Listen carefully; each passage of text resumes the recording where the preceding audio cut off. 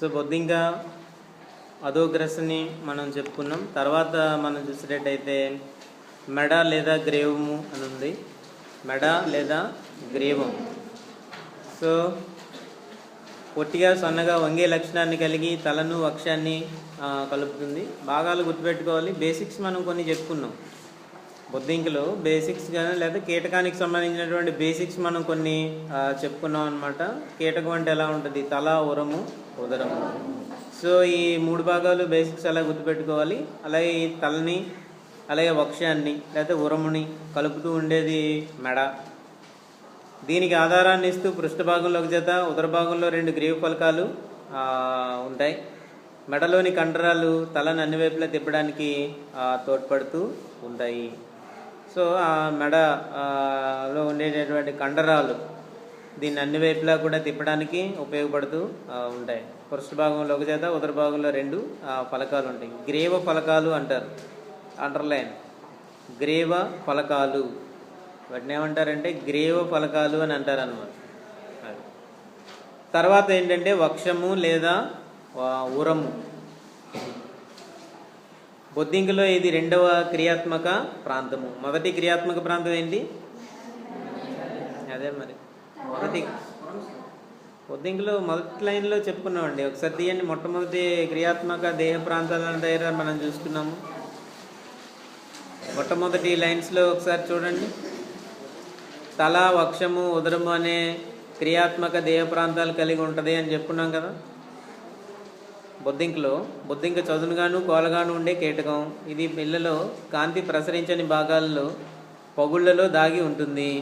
ఇది తల, వక్షము, ఉదరము అనే టొగ్మేటా లేదా క్రియాత్మక దేహ ప్రాంతాలు కలిగి ఉంటుంది. తలను వక్షాన్ని కలుపుతూ సన్నని వంగే గుణం కలిగినటువంటి మెడ ఉంటుంది అని ఇచ్చారు. సో మొదటి క్రియాత్మక ప్రాంతం ఏంటి? తల. 2వ క్రియాత్మక ప్రాంతం ఏంటి? వక్షం. 2వ క్రియాత్మక ప్రాంతం ఏమో వక్షము. దీనిలో ప్రాగ్వక్షం, మధ్యవక్షం, అంచెవక్షం అనే 3 ఖండితాలు ఉంటాయి. ఇవి మనకి తెలిసిందే. ఒక్కొక్క ఖండితాన్ని ఆవరించి 4 స్క్లీరైట్లు ఉంటాయి. 4 స్క్లీరైట్లు అండర్లైన్.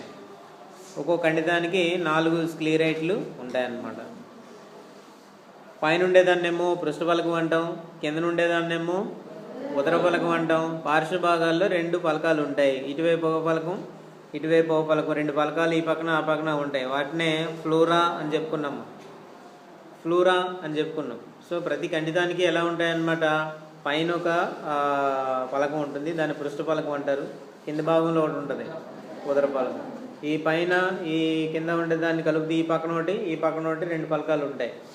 సో వాటిని ఏమంటారంటే ఫ్లోరా అంటారనమాట. ఇంతకుముందు మనం చదువుకున్నాం దాన్ని. ఫ్లోరా ఒకటైతే ఫ్లోరాన్. వీటినే తెలుగులో ఏమంటారంటే పుపుస ఫలకాలు. అది అండర్లైన్.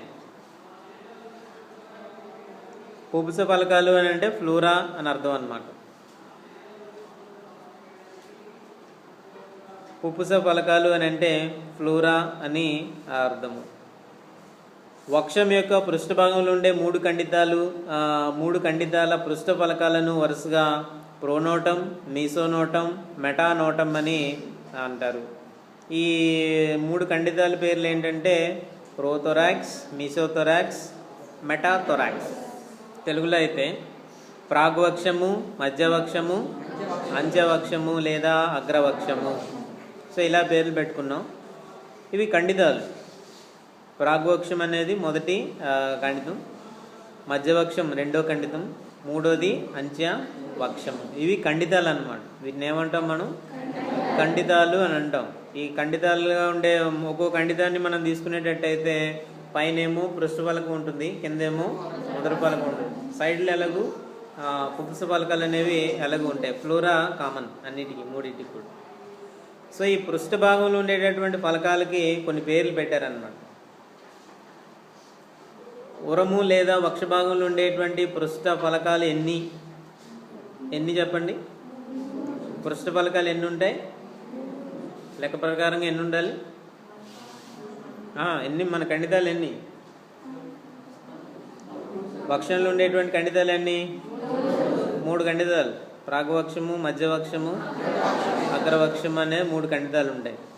సో పైన ఉండేటువంటి పలకాలన్నీ పృష్ఠ పలకాలు అంటారు, కింద ఉండే వాటిని అన్నీ కూడా ఉదర పలకాలు అని అంటారు. పైన ఉండే పృష్ఠ పలకాలు ఇప్పుడు ఎన్ని ఉంటాయి? 3 ఉంటాయండి.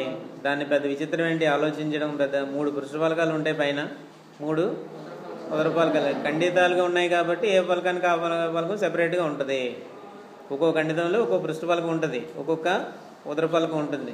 3 ఖండితాలు ఉన్నాయన్న, 3 పృష్ఠ పలకాలు, 3 ఉదర పలకాలు ఉంటాయి. అలాగే సైడ్లో 3 పుపుస పలకాలు ఉంటాయన్నమాట. సో ఇది జరుగుతుంది. అంటే ఏంటి? ఒక ఖండితం అంటే దాంట్లో ఉండేటువంటి ఫలకాల సంఖ్య ఎంత, ఖండితంలో ఉండేటువంటి మొత్తం ఫలకాల సంఖ్య, పృష్ఠ ఫలకము, ఉదర ఫలకం, ఇంకా మరి పక్కన ఉండేటువంటి పుపుస ఫలకాలు మొత్తం కలిపితే ఎన్ని అయ్యాయి ఇప్పుడు చెప్పండి? 3. అంటే మీరేం వినట్లేదు అనమాట. జనరల్గా నేను ఏం చెప్తున్నానని మీకేం వినట్లేదు, అర్థం కావట్లేదు. నేను అందుకే బోర్డు మీద బొమ్మ కూడా వేయట్లేదు. మీకు అర్థమవుతుందా లేదా అనే దానికి, అర్థమవుతుందా లేదా అనేది నాకు తెలియడం కోసమే నేను అడుగుతున్నాను. అసలు ఒక ఖండితాన్ని మళ్ళీ జాగ్రత్తగా చెప్తాను, వినండి. ఇప్పుడు వర్కౌట్ చేయాలన్నమాట. ఊరికే నేను ఏదో చెప్పుకుని వెళ్ళిపోతే కాదు, దాన్ని వర్కౌట్ చేసుకోవాలి. ప్రాబ్లమ్స్ లాంటివి ఇవి కూడాను. సో ఉరము అనే దాంట్లో 3 ఖండితాలు ఉంటాయి. మొదటి ఖండితాన్నేమో ప్రాగవక్షము, రెండో ఖండితాన్నేమో మధ్యవక్షం, మూడో ఖండితాన్ని అంత్యవక్షము లేదా అగ్రవక్షం అని అంటాము. ఇవి ఖండితాలు. ప్రతి ఖండితంలోనూ కూడా ఒక్కొక్క పృష్ఠ ఫలకం, ఒక ఉదర ఫలకం ఉంటాయి. ప్రతి ఖండితంలోనూ ఏముంటాయన్నమాట? ఒక పృష్ఠ ఫలకము, ఒక ఉదర ఫలకం ఉంటాయి.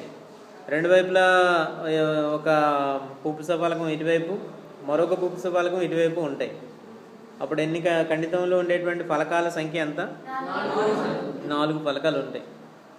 ప్రతి ఖండితానికి ఉండేటువంటి ఫలకాల సంఖ్య 4. అదే అక్కడ ఇచ్చారనమాట. ఒక్కొక్క ఖండితాన్ని ఆవరించి 4 స్క్లీరైట్లు ఉంటాయి. స్క్లీరైట్నే మనం ఫలకము అని అంటున్నాం. అందులో రాసుకోవాలి. రన్నింగ్ నోట్స్ ఏది? నా ఊరికే మెటీరియల్ పెట్టుకుని ఏదో సైంటిస్టులాగా, పిహెచ్డి స్కాలర్లాగా కూర్చోకండి. క్లాస్ స్టార్ట్ అవగానే ఒక పక్కన మెటీరియల్, రన్నింగ్ నోట్స్ ఒకటి దగ్గరే ఉండాలి. ఎక్కడ ఖాళీ ఉంటే అక్కడ రాసేయడం కాదు నోట్స్ ఏది. ఎక్కడ ఏదో టైప్లో ఖాళీ ఉంటే కాదు. డేట్ల వారీగా కూడా నేను చూస్తాను తర్వాత. నేను ఆ ఊరికి వదిలేస్తున్నానని మాత్రం అనుకోకండి దయచేసి. ప్రతి డేట్ల వారీగా నా దగ్గర ఉండే అటెండెన్స్ని బట్టి, నేను చెప్పినటువంటి క్లాసులు నా దగ్గర రికార్డ్ అవుతాయి. అన్నిటి దాన్ని బట్టి నేను చెక్ చేస్తాను. నేను వేషాలు వేయడానికి లేదు. మరి ఈరోజు డేట్ వేసి రాయాలి అక్కడ. సో దీంట్లో మనం చెప్పుకున్నాం. అప్పుడు అందులో లెక్క వేయండి. ఒక ఖండితంలో ఎన్ని ఫలకాలు ఉంటాయి అనేది నేను చెప్తున్నాను అనమాట. ఒక ఖండితంలో ఉండేటువంటి ఫలకాలు రాయండి. అందులోని వక్షం అని రాయండి. ఆ నోట్స్లో పెట్టండి వక్షం అని. ఈరోజు డేట్ వేయండి. ప్రతిసారి ఏవైతే నేను చెప్పానో అవన్నీ నోట్స్లో ఉండి తీరాల్సిందే. వక్షము,